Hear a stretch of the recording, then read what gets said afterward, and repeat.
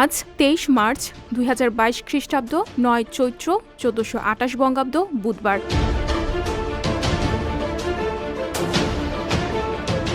১৯১৭ সালের ২৩ মার্চ ভারতের viceroy Lord James Ford কর্তৃক ঢাকা বিশ্ববিদ্যালয় প্রতিষ্ঠার ঘোষণা দেওয়া হয়। ঢাকা বিশ্ববিদ্যালয় বাংলাদেশ তথা পূর্ব বাংলার প্রথম বিশ্ববিদ্যালয়।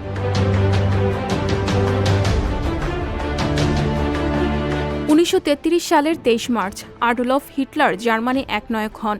আডলফ হিটলার অস্ট্রীয় বংশোদ্ভূত জার্মানি রাজনীতিবিদ ছিলেন, যিনি ন্যাশনাল সোশ্যালিস্ট জার্মান ওয়ার্কার্স পার্টির নেতৃত্ব দেন। ১৯৩৩ থেকে ১৯৪৫ সাল পর্যন্ত জার্মানির চ্যান্সেলর এবং ১৯৩৪ থেকে ১৯৪৫ সাল পর্যন্ত সে দেশের ফিউরার ছিলেন এই নেতা।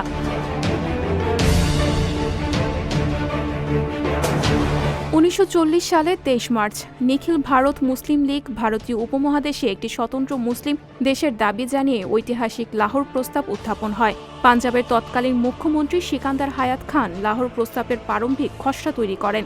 শেরে বাংলা এ.কে ফজলুল হক ঐতিহাসিক লাহোর প্রস্তাবটি মুসলিম লীগের পক্ষ থেকে উপস্থাপন করেন। এই প্রস্তাবের মধ্যেই বাংলাদেশের স্বাধীনতার বীজ নিহিত হয়।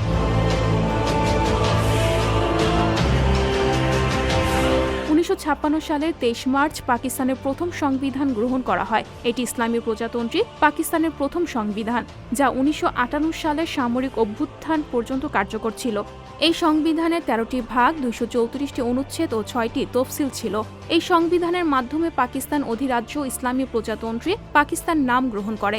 ১৯৫৬ সালের সংবিধানের ২১৪ নং অনুচ্ছেদে বাংলা ও উর্দুকে পাকিস্তানের রাষ্ট্রভাষা হিসেবে উল্লিখিত হয়।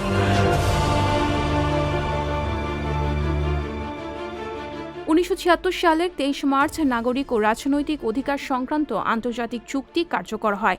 বর্তমানে এই চুক্তিতে অনুস্বাক্ষরকারী রাষ্ট্রের সংখ্যা ১৪০।